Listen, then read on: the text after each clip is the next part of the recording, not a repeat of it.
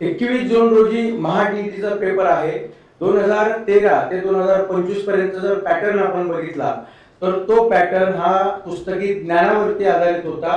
परंतु आता जर तुम्हाला टीईटी पास व्हायचं असेल तर उपयोजनात्मक प्रश्नावरती तुम्हाला भर द्यावा लागेल. कारण मागच्या वर्षीपासून प्रश्नपत्रिकेमध्ये सूक्ष्म बदल करण्यात आलेला आहे आणि यावर्षी सुद्धा प्रश्न जे ते उपयोजनात्मक तुम्हाला विचारले जातील. म्हणजे एका लाईन मध्ये उत्तर नसेल तर प्रश्नाचं स्वरूप हे मोठ्या लेवलवरती असणार आहे, म्हणजे मोठे प्रश्न त्या ठिकाणी असणार आहे. त्यामुळं वेळेचं भान सुद्धा आपल्याला ठेवून पेपर सोडवणं गरजेचं आहे.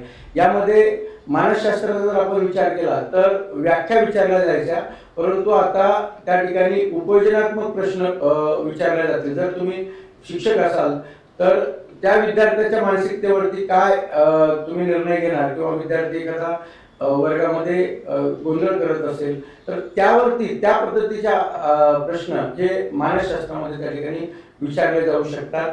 त्यामुळं जो बदल आहे गणित सुद्धा विचारत असताना तो तार्किक पद्धतीवरती गणित त्या ठिकाणी येतील. त्यामुळं हा जो होणारा बदल आहे या बदलाचा विचार करून आणि या फॉर्मेटमध्ये सर्वांनी अभ्यास करायचा आहे. जर या फॉर्मेटमध्ये अभ्यास केला तर निश्चितपणे टीईटी पास होण्यासाठी तुम्हाला मदत होईल. त्यामुळे बदललेला पॅटर्न आता हा फायद्याचा आहे का याचा फटका भावी शिक्षकांना बसतो हे परीक्षा झाल्यानंतरच आपल्याला कळेल. तुम्हाला काय वाटतंय, पॅटर्न बदलायला हवा की तोच राहायला हवा? आपल्या कमेंट जे ते या व्हिडिओच्या खाली टाकू शकता आणि अशाच माहितीसाठी चॅनलला सबस्क्राईब केलं नसेल तर सबस्क्राईब करायला विसरू नका. धन्यवाद.